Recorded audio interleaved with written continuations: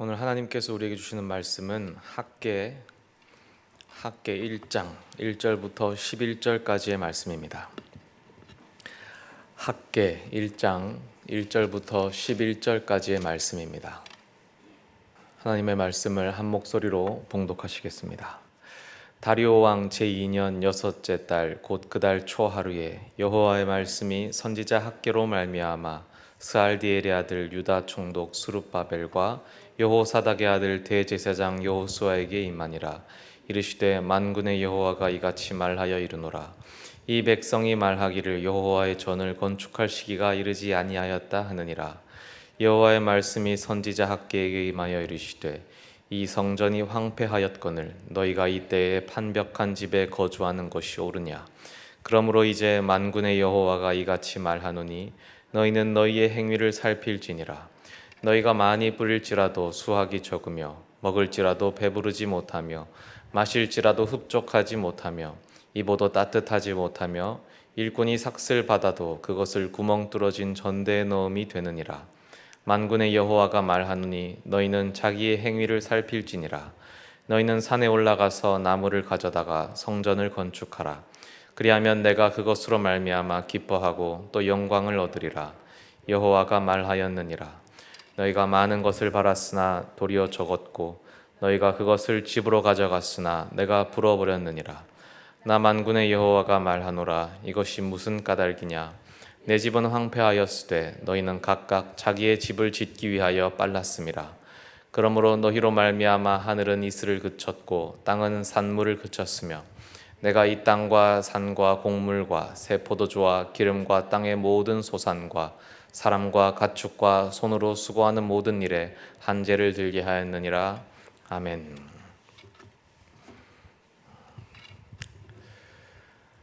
요즘 성도님들께서 유튜브를 통해서 말씀을 많이 들으십니다. 언제나 새로운 현상이 생겨나면 긍정적인 면이 있는가 하면 또 부정적인 면이 함께 따라오죠. 유튜브를 통해서 설교를 들으면 긍정적인 면은 우리가 좋고 귀한 말씀들을 손쉽게 항상 들을 수 있다는 장점이 있습니다. 근데 단점은 자칫 잘못하면 검증되지 않은 위험한 말과 설교에 노출될 수 있다라는 단점도 있습니다. 그러니까 분별할 수 있는 지혜가 필요합니다. 성경에는 이 예언자를 분별할 수 있는 두 가지 방법이 소개가 됩니다. 첫째는 그 열매를 통해 분별하는 방법인데 마태복음에서 가르쳐 줍니다. 마태복음 7장에 보면 설령 귀신을 쫓고 많은 기적을 행할지라도 그 행함에 열매가 없으면 그 예언자는 거짓 선지자다라고 해서 마지막 날에 주님께서 오셨을 때 내가 누군지 알지 못한다라고 하실 것이라고 이렇게 나오죠. 그러니까 그 말보다 행함의 열매를 통해서 거짓 예언자인지 참 예언자인지 분별할 수 있다라고 나옵니다. 두 번째 방법은 그 말의 능력과 예언의 성취 여부로 그 예언자를 분별하는 방법입니다. 신명기 18장 22절에 보면 이렇게 말씀이 나옵니다. 만일 선지자가 있어 여호와의 이름으로 말한 일에 증언도 없고 성취함도 없으면 이는 여호와께서 말씀하신 것이 아니요 그 선지자가 제 마음대로 한 말이니 너는 그를 두려워하지 말지니라. 오늘 우리가 학개서를 읽었습니다. 저는 이 설교 제목이 아까 이 자막이 나왔겠죠. 학개가 과연 참 예언자인가? 라는 의문을 제기하는데 근거가 바로 이 두 번째 방법론입니다. 학개가 행위의 열매가 있었느냐 마느냐는 알 수 없죠. 그러나 과연 그의 예언이 성취되었는가라는 측면은 우리가 판단할 수 있습니다. 과연 만약에 그의 예언이 성취되지 않았다면 학개는 이 신명기 말씀에 의해서 거짓 예언자다라고 판단을 내려야 할 겁니다. 어이가 없으실 겁니다. 하다 못해서 학개가 거짓 예언자가 아니냐라고 하니까 학개가 이제 성경 제목인데 분위기가 너무 안 좋아서 제가 유머 하나를 해드리자면 들어오는 길에 이 학개가 무슨 뜻인지 아느냐라고 무슨 뜻인지 아십니까? 학교에서 기르는 개다. 제가 한 게 아니고 김중원 목사님께서 들어오는 길에 저한테 알려주셨습니다. 제가 목사님 이름을 빌어서 내가 말하겠다라고 말씀드렸습니다. 네. 아무튼 학계가 이 성경 제목인데 제가 어째서 분위기가 좀 좋아진 것 같습니다. 감사합니다. 학계가 성경 제목인데 제가 어째서 이런 의구심을 제기하느냐. 이게 합리적인 의구심이 있습니다. 왜냐하면 이 학계가 했던 결정적인 예언이 뭐냐면 오늘 보면 8절입니다. 너희는 산에 올라가서 나무를 가져다가 성전을 건축하라. 그리하면 내가 그것으로 말미암아 기뻐하고 또 영광을 얻으리라. 그러니까 성전을 건축하라. 이것이 학계의 결정적 예언입니다. 그러니까 학계를 다들 잘 아실 겁니다. 과거 한국 교회의 성전 건축 붐이 일었을 때에 사실 단골 설교 재료였습니다. 그때는 한국 교회에 저도 아주 어렸을 때고 이 황금기, 성장기였습니다. 그때는 예배당만 지으면 사람이 몰렸다라고 하는, 저는 사실 너무 어렸지만 이 선배 목사님으로부터 말씀을 참 많이 들어서 들을 때마다 나도 그때 목사가 되었으면 좋았을 걸 이라는 참 가슴 아픈 이 안타까움을 가지고 있습니다. 아무튼 이게 학계의 이제 예언인데, 그리고 4절을 보면 이렇습니다. 이 성전이 황폐하였거늘 너희가 이때에 판벽한 집에 거주하는 것이 옳으냐. 판벽한 집이라는 것은 말이 좀 어렵지만 이것을 좀 쉽게 번역한 영어 성경, 어떤 CEV 영어 성경은 beautiful house라고 합니다. 그러니까 너네는 좋은 집에 거한다라는 것이죠. 9절에 너희가 많은 것을 바랐으나 도리어 적었고 너희가 그것을 집으로 가져갔으나 내가 불어버렸느니라. 나 만군의 여호와가 말하노라. 이것이 무슨 까닭이냐. 내 집은 황폐하였으되 너희는 각각 자기의 집을 짓기 위하여 빨랐음이라. 자기 집을 지으려고 빨리빨리 움직였다. 자기 집을 짓기 위해서만 분주했다라는 뜻이죠. 이게 정말 강력한 본문입니다. 이스라엘 백성들에게도 학계의 선포는 강력했고, 그래서 이 설교의 마음이 찔렸습니다. 그래서 학계가 예언하기를 성전이 지어지면 하나님께서 기뻐하신다. 하나님께서 영광 받으실 것이다. 그래서 이제 문제는 정말 그렇게 되었냐라는 것이죠. 우리는 이미 후세대의 사람이기 때문에 역사를 알 수 있습니다. 근데 역사를 보면 백성들이 순종했고 성전을 지었고 완성이 되었는데 그 예언이 성취되지 않았습니다. 그 성전은 영광스럽지 않았습니다. 이스라엘은 그 이후로도 계속 강대국들의 지배를 받았죠. 학계 예언이 성취되지 않았다면 신명기 말씀에 의해서 학계는 거짓 예언자라고 판결을 내려야지 마땅하지 않겠습니까? 이것이 저의 문제 제기입니다. 영 이상한 소리는 아니지 않습니까? 이 이야기를 좀 자세히 보겠습니다. 학계 시대의 배경은 이제 이스라엘이 망하고 바벨론이 포로로 잡혀간 시대입니다. 포로기 거의 후반이고, 그래서 바벨론마저 페르시아에게 이제 멸망합니다. 그리고 고레스 왕이 이제 초대 왕으로 이제 올라오죠. 그리고 고레스가 칙령을 발표합니다. 유대인들은 예루살렘으로 돌아가서 예루살렘 성전을 건축해라라는 고레스 칙령을 발표하죠. 그래서 유대인들 중 일부가 이제 예루살렘으로 돌아옵니다. 그리고 성전 재건을 시작했습니다. 하지만 이 공사가 얼마 못 가서 난관에 봉착합니다. 왜냐하면 이제 방해하는 세력이 나타나는데 이 팔레스타인 땅에 남아있던 사마리아인들이 방해를 합니다. 사실은 이 사마리아인들도 이 성전 공사를 함께 하고 싶어 했습니다. 하지만 유대인들이 거부했죠. 왜냐하면은 이 사마리아인들은 예전에 이미 이방인들과 혈통도 섞였고, 그리고 문화적으로 벌써 우상 숭배도 하고 이미 이방인과 마찬가지였기 때문입니다. 그래서 유대인들은 너네는 변절자다라고 하면서 함께 하기를 거부했습니다. 그러자 아주 집요하게 방해를 하죠. 뭐 소란도 피우고 여러 가지 방해를 하다가 결정적으로는 페르시아 정부에 탄원서를 넣습니다. 그리고 이게 먹혀 들어가죠. 이제 겨우 기초공사밖에 못했는데 이 정치적 공세에 공사 자체가 법적으로 금지돼 버립니다. 이 왕이 바뀌었기 때문입니다. 근데 그나마 완공한 기초공사 자체도 아주 초라했습니다. 그래서 이 기초의 터를 본 이 귀한 자 중에 노인들이 이 공동체 어른들이 아주 탄식을 터뜨립니다. 너무 슬퍼합니다. 왜냐하면 이 노인들은 옛날 성전을 보았고 그 기억이 있는 사람들인 거예요. 그래서 옛날 성전과 비교했을 때 너무 초라하다면서 울며 탄식하고 아주 슬퍼합니다. 사실 공동체 어른들이 힘이 되어줘야 되는데 울면서 탄식을 하니까 이게 힘을 받겠습니까? 진행이 안 되죠. 이렇게 외부적으로 내부적으로 어려움이 닥치니까 성전 건축에 대한 열망 자체가 사그러듭니다. 거기다가 지금 70년간 포로로 있다가 돌아오니까 그 땅들이 비어있던 게 아니었죠. 살던 사람이 있어서 서로 땅 분쟁도 일어납니다. 그러니까 경제적으로도 어려운 상황이 일어나죠. 그래서 성전 공사를 포기하게 됩니다. 이러다가 막상 내가 굶어 죽겠다. 일단 나부터 살고 보자. 내가 살 집부터 짓자라고 한 이때에 바로 학계 선지자가 나온 겁니다. 그래서 6절 말씀입니다. 너희가 많이 뿌릴지라도 수확이 적으며 먹을지라도 배부르지 못하며 마실지라도 흡족하지 못하며 입어도 따뜻하지 못하며 일꾼이 삭슬 받아도 그것을 구멍 뚫어진 전대에 넣음이 되느니라. 그러니까 너네가 지금 가난하고 경제적으로 힘들고 모든 것이 어려운 이유가 뭐냐? 9절 하반절에 나 만군의 여호와가 말하노라. 이것이 무슨 까닭이냐? 내 집은 황폐하였을 때 너희는 각각 자기의 집을 짓기 위하여 빨랐음이라. 그러니 어떻게 하라고 합니까? 8절에 너희는 산에 올라가서 나무를 가져다가 성전을 건축하라. 그리하면 내가 그것으로 말미암아 기뻐하고 또 영광을 얻으리라. 여호와가 말하였느니라. 그래서 이 영광에 대해서 구체적으로 2장에 가면 더 언급을 합니다. 학계 2장 6절부터 9절인데요.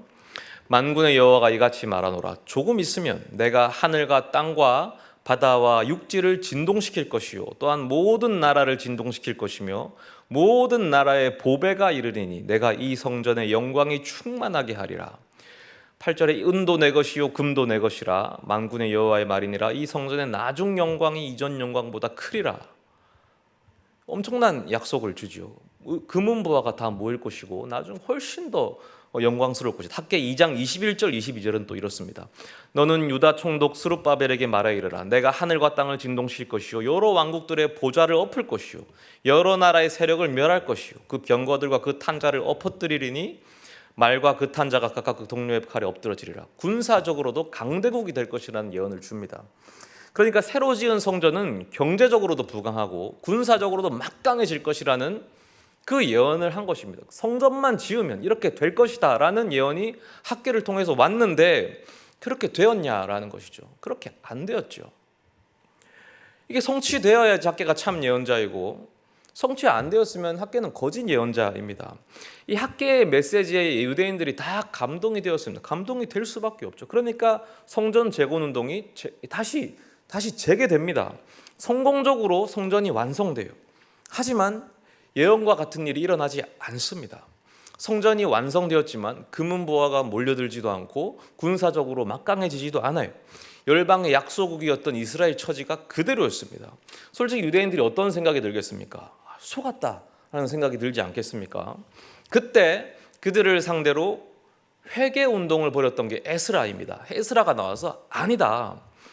우리가 여전히 죄 지은 게 있다. 잘못했다. 하나님이 잘못하신 게 아니라 우리가 더 회개해야 된다. 회개하면 예언이 성취될 것이다 라고 해서 이스라엘이 회개 운동을 합니다. 그때. 그 다음에는 또 느헤미야가 나와요. 느헤미야가 나와서 사실은 성전 완공이 끝난 게 아니었다. 이 성벽을 봐라. 성벽이 아직 불타있지 않느냐. 성벽을 재건해야 된다라고 해서 성벽까지 다 완성시킵니다. 이 성벽을 세우면 예언이 성취될 것이다. 그래서 성전도 만들어지고 이 예언으로 공동체도 세워지고 성벽까지 세웠는데 학계의 예언이 성취가 안 되는 겁니다. 그래서 그때 이 이스라엘이 느낀 환멸감과 이 배신감이 나타나 있는 책이 사실 말라기입니다. 그러니까 말라기에 보면 이스라엘하고 하나님하고 막 싸웁니다. 나는 약속을 지켰다. 서로 싸워요. 네가 잘못했다. 내가 잘못했다. 막 싸우는 게 말라기거든요. 그러니까 왜 이런 갈등이 일어납니까? 학계의 예언이 안 이루어졌기 때문입니다. 그럼 학계는 참 예언자입니까? 거짓 예언자입니까? 당연히 학계는 참 예언자이겠죠. 학계가 거짓 예언자라면 성경책에서 빠졌어야겠죠. 그러면 학계의 예언은 왜 이루어지지 않은 것이겠습니까? 예언은 사실 이루어졌습니다. 예수 그리스도를 통해서 이루어진 것입니다. 예수님이 바로 참 성전이십니다. 예수 그리스도가 참 성전이시고, 그래서 하나님은 학계를 통해서 참 성전이신 예수 그리스도를 보여주신 겁니다. 건축해야 할 성전은 예수 그리스도, 하나님께서 영광 받으실 성전도 예수 그리스도이신 겁니다. 신약 성경, 특히 사복음서는 책 전체에 걸쳐서 예수님이 성전이심을 증언합니다. 이 대표적으로 잘 드러난 그 사건이 예수님의 성전 청결 사건이죠. 성전 청결 사건이 사복음서 전체에 다 나와 있죠. 그만큼 아주 중요한 사건이라는 뜻입니다. 특별히 요한복음은 이 성전 청결 사건에 친절하게 각주를 달아줍니다. 요한복음 2장 19절부터 21절입니다. 예수께서 대답하여 이르시되 너희가 이 성전을 헐라 내가 사흘 동안에 일으키리라. 유대인들이 이르되 이 성전은 46년 동안에 지었거늘 내가 3일 동안에 일으키겠느냐 하더라. 이 성전은 참고로 학계 그때 지은 성전이 아니고 나중에 다시 또 지은 성전입니다. 그러나 예수는 성전된 자기 육체를 가리켜 말씀하신 것이라. 예수 그리스도가 바로 성전이신 겁니다. 하나님의 백성이 진짜 건축해야 했던 성전은 건물 성전이 아니고 그들이 짓고 의지해야 했던 성전은 예수 그리스도 성전이었던 겁니다. 그러면 확인해 봐야죠. 과연 이 예수 그리스도라는 성전을 통해서 학계의 예언이 성취되었을까? 우리가 예수 그리스도 나오면 무조건 정답이라고 그냥 끄덕끄덕 넘어가 버리는데 검증해 봐야 됩니다. 과연 이 예수 그리스도 성전을 통해서 학계의 예언이 성취되었을까?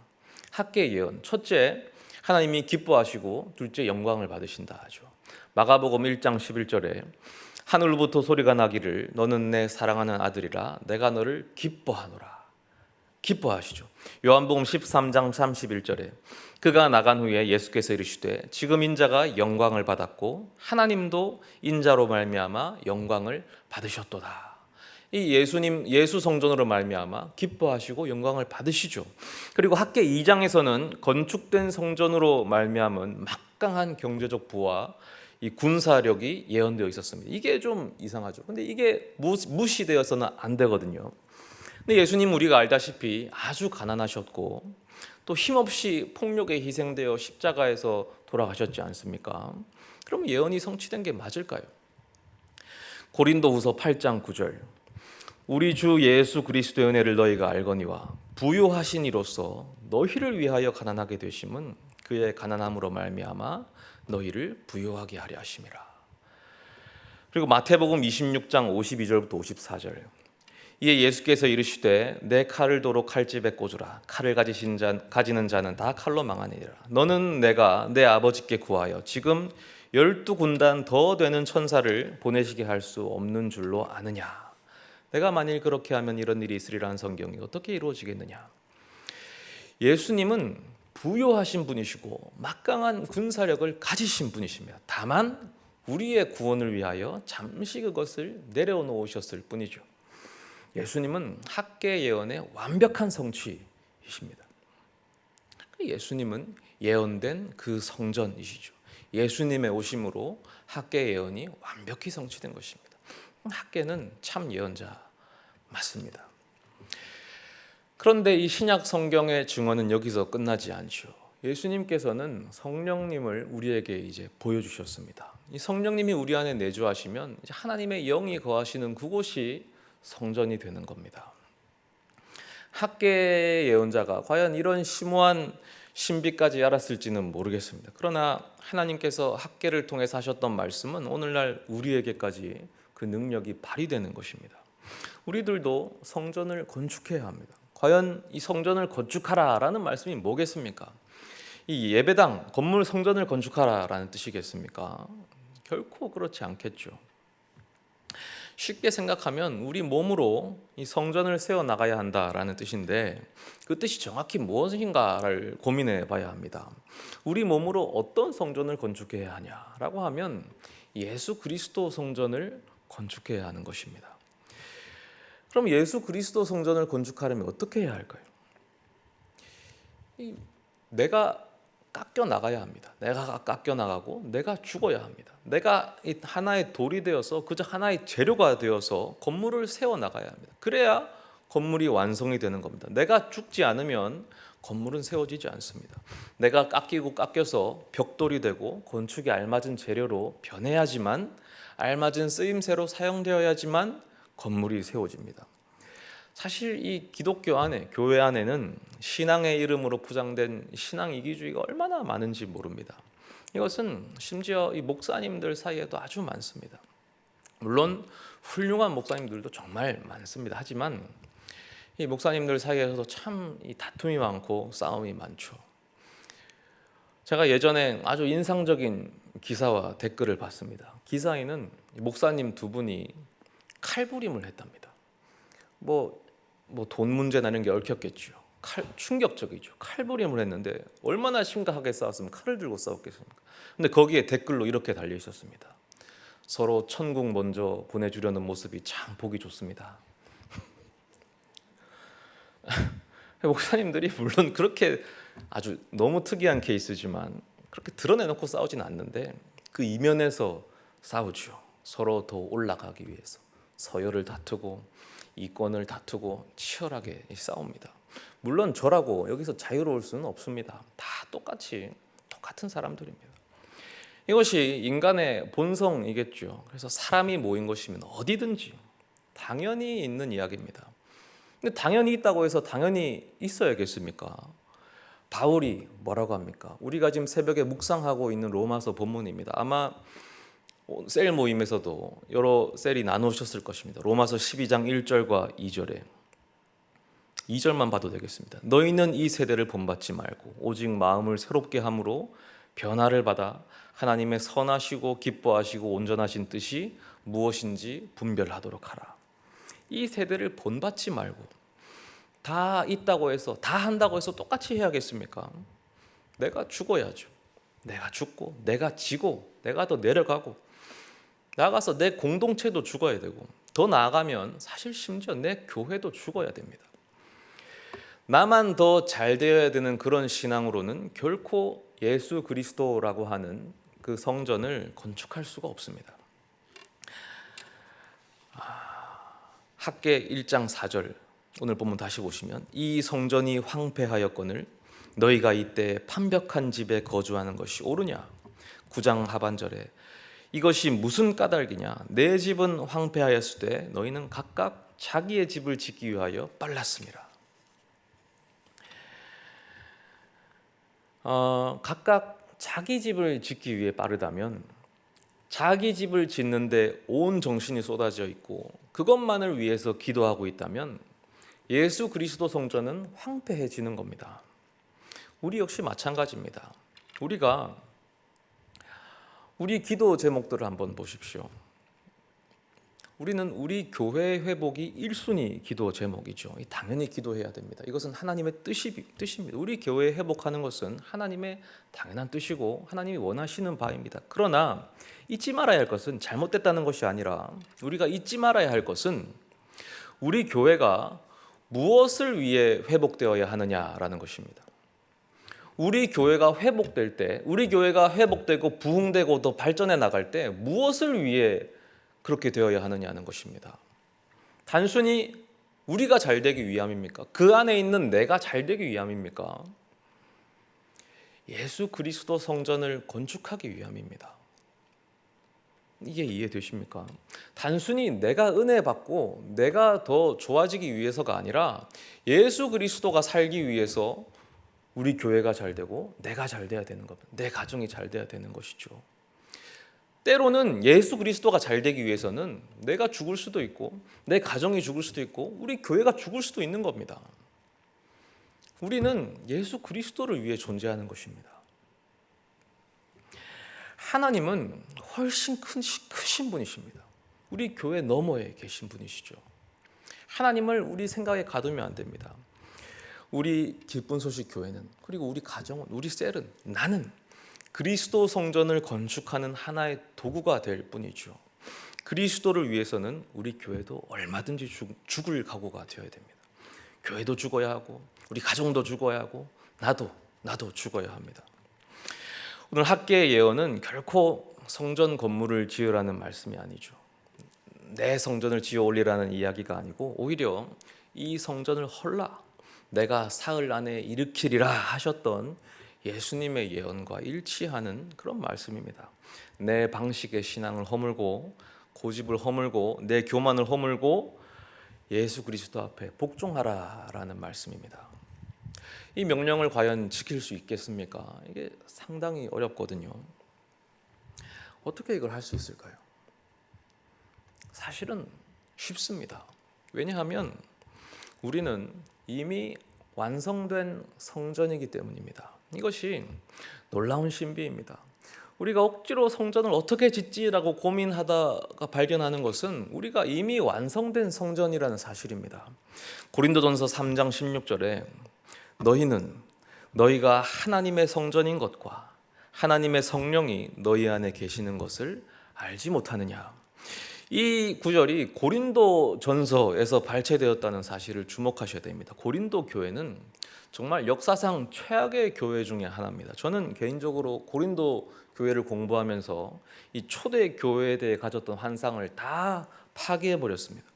이 교회는 너무나 문제가 많아서 바울이 이 편지도 5번이나 보냈습니다. 지금 가지고 있는 것은 분실되고 이 2개만 남은 것인데 고린도 교회는 극도로 분열되었고 극도로 음란했고 우상을 숭배했고 성찬이 더럽혀졌던 교회입니다. 그런 교회를 향해서 바울은 한치의 망설임도 없이 선언하죠. 너희는 너희가 하나님의 성전인 것과 하나님의 성령이 너희 안에 계시는 것을 알지 못하느냐. 우리가 성전을 건축해야 하는 것이 아닙니다. 성전 건축은 이미 예수 그리스도께서 완성하신 것입니다. 우리는 완성된 성전입니다. 믿음으로 성전이 된 것이죠. 예수 그리스도께서 예언을 성취하셨죠. 하나님이 이미 기뻐하십니다. 우리로 인해서 기뻐하신다는 거예요. 우리로 인해서 영광 받으십니다. 이게 이상하죠. 우리가 뭘 했는데 우리는 여전히 자기중심적이고 여전히 내 교만과 내 아집에 빠져 있고 여전히 죄가 있는데 왜 나를 보고 기뻐하실까? 저도 똑같거든요.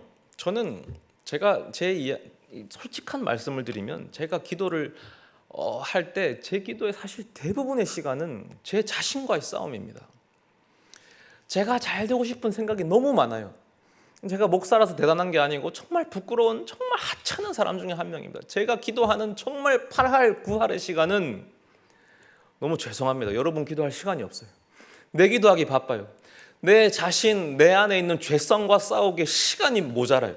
그렇게 싸워도 도저히 이길 수가 없습니다. 내 성전을 아름답게 건축하고 싶은 그 시간, 그것을 무너뜨리기에도 부족하고도 부족합니다. 사실 다들 비슷하실 거라고 생각합니다. 그런데 왜 나를 보고 기뻐하느냐는 거예요. 그런 우리를 보고 뭐가 예뻐서 기뻐하느냐는 거예요. 사랑하시기 때문이죠. 사랑하시기 때문입니다. 사랑하면 그렇게 됩니다. 여러분들 이 사랑하는 자녀들 어렸을 때 기억나십니까? 그 보잘것없는 선물 챙겨오면 그게 그렇게 귀하지 않습니까? 아마 기억이 잘 안 나실 것 같은데 이제 손주들 보면 손주들도 할머니 할아버지 뭐 이렇게 작은 거 챙겨오가면 그게 그렇게 귀하지 않습니까? 저는 사실 아직 젊으니까 뭐 세상을 오래 살고 싶다 이런 생각 해본 적이 없는데 제가 작년 제 생일이구나. 작년 제 생일에 첫째 애가 한글을 처음 배워와가지고는 카드에 삐뚤삐뚤 글씨를 써서 제 생일날 선물을 줬습니다. 그걸 한 시간 동안 써가지고 온 거예요. 그 내용이 뭐냐면 아빠 우리랑 오래 같이 살아요. 써서 딱 온 겁니다. 그걸 봤는데 제가 눈물이 났습니다. 오래 살아야겠다는 소망이 막 솟구치더라고요. 야, 나 오래 살아야겠다. 이 글씨도 다 틀렸어요. 글씨도 틀리고 삐뚤삐뚤 틀렸어요. 이 보잘것없는 것이 사랑한다는 이유만으로 너무 귀하게 여겨지는 거예요. 너무 기쁩니다. 사랑하기 때문이죠. 하나님이 우리를 그렇게 여기시는 거예요. 여전히 죄 가운데 있고 여전히 자격 없지만 글씨도 다 틀리고 삐뚤삐뚤 형편없지만 하나님이 우리를 귀하게 여기시는 겁니다. 이렇게 우리로 인해서 기뻐하시고 영광 받으시는데 우리가 성전이 아니겠습니까? 우리는 성전입니다. 그러니 우리가 할 일은 성전답게 사는 것입니다. 억지로 성전이 되어야 하는 게 아니라 성전답게 사는 것입니다. 내 고집 내려놓고 내 이기심 내려놓고 그리스도를 세워가는 것이죠. 우리가 부족한 것은 우리 스스로가 잘 압니다. 우리 힘으로 못한다는 것도 우리 스스로가 가장 잘 알죠. 그러니까 그리스도의 능력으로 나아가는 겁니다. 그 능력이 우리 안에서 우리를 자라나게 할 것입니다. 억지로라도 해보는 겁니다. 사랑의 씨앗을 심고 하나님께서 자라나게 해주시기를 기도하면서 나아가는 겁니다. 왜냐하면 바로 여기 있는 우리가 주님의 기쁨이고 바로 우리가 주님의 영광이기 때문입니다. 우리 함께 찬양하겠습니다.